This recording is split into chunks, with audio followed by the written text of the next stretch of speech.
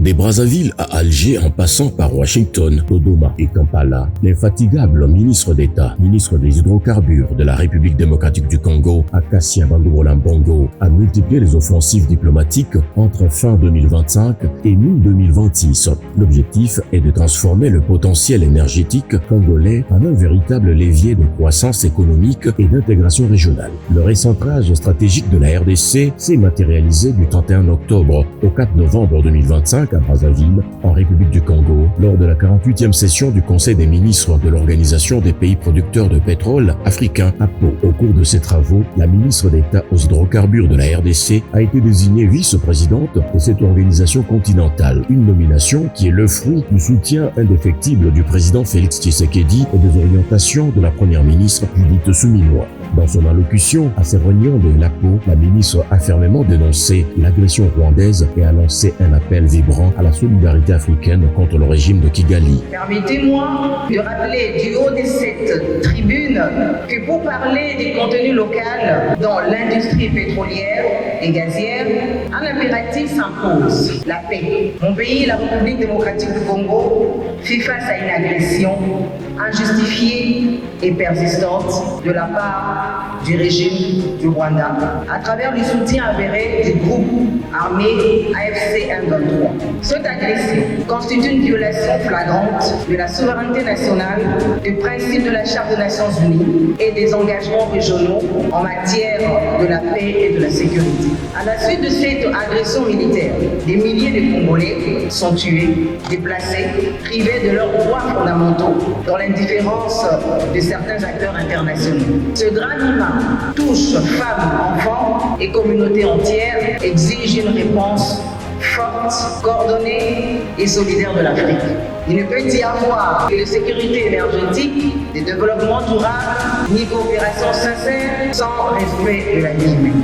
Face à cette tragédie, la République démocratique du Congo appelle solennellement la communauté internationale à reconnaître les génocides congolais, génocostes, et à traduire tous les responsables de ce crime le plus ignoble, particulièrement le régime rwandais, conformément aux normes du droit international et aux mécanismes de justice appropriés. La ministre d'État s'est rendue aux États-Unis pour participer au 11e sommet Powering Africa tenu le 19 et 20 mars 2026 à Washington, devant un parterre d'investisseurs institutionnels, de financiers et de géants technologiques. Akacia Bangobola Mbongo a réaffirmé le rôle de la RDC comme pays solution face aux enjeux climatiques mondiaux. La ministre y a exposé une feuille de route pragmatique combinant transition et valorisation locale du bassin côtier de Moanda, avec l'annonce d'un objectif zéro torchage pour convertir le gaz en électricité au lac Kivu, avec l'exploitation sécuritaire et écologique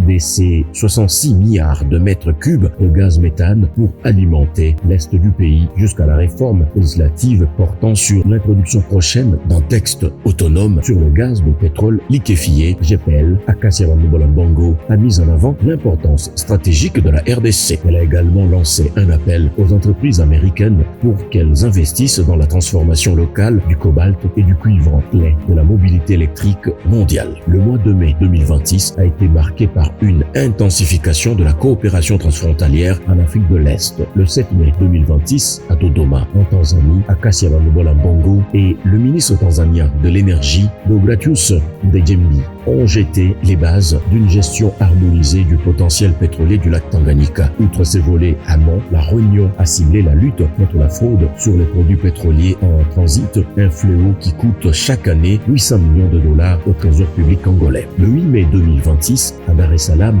toujours en Tanzanie, accompagné de l'ambassadeur Jean-Pierre Masala, la ministre d'État a mené une inspection technique des infrastructures de la Tanzania Port Authority et le terminal pétrolier des Kurasini Oil Jet. Cette immersion logistique visait à s'inspirer du modèle tanzanien pour sécuriser l'approvisionnement du marché congolais. 48 heures plus tard, Akacia Bangobola Mbongo rejoignait la délégation congolaise à la 9e session de la commission permanente mixte CPM RDC-Ouganda en marge de l'arrivée du président Tshisekedi. La ministre a œuvré à l'intégration de projets de pipeline et d'infrastructures énergétiques communes aboutissant à la la signature des 6 protocoles d'accords bilatéraux. Le déploiement s'est conclu par un voyage officiel de haute portée en Algérie visant à concrétiser le rapprochement amorcé à Brazzaville. Le samedi 30 mai 2026, à Kasserine-Bongo et son homologue algérien Mohamed Arkad ont signé un protocole d'accord historique établissant un cadre de coopération globale, partage d'expériences, gestion des données pétrolières, gouvernance et formation. Nous sommes venus ici pour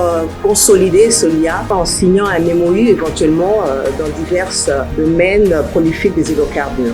Aujourd'hui, nous sommes en train de consolider ce lien dans une forme de coopération dans plusieurs domaines, que ce soit en aval comme dans l'amont pétrolier. Il faut également noter que l'Algérie, le pays frère, tient une expérience énorme, efficace et dimensionnelle sur les domaines des hydrocarbures. Voilà pourquoi nous sommes là, juste pour profiter de cette expérience en matière d'exploration, de raffinage, de stockage et de transport. Dans la foulée, la délégation congolaise comprenant le secrétaire général aux hydrocarbures et le directeur général de la SONA Hydroc a été reçue au siège de la Sonatrach par son PDG, Noureddine Daoudi. L'enjeu était de s'inspirer du modèle de ces mastodontes, première compagnie pétrolière d'Afrique, pour restructurer et redynamiser la société nationale congolaise. Le dimanche 31 mai 2026, la ministre d'État Bandoubola a achevé son séjour par un marathon technique sur le terrain. De la visite de la division laboratoire de la Sonatrach en passant par l'Institut algérien du pétrole, IAP, pour sceller le futur programme de formation du personnel congolais jusqu'à l'inspection de la raffinerie d'Alger qui dispose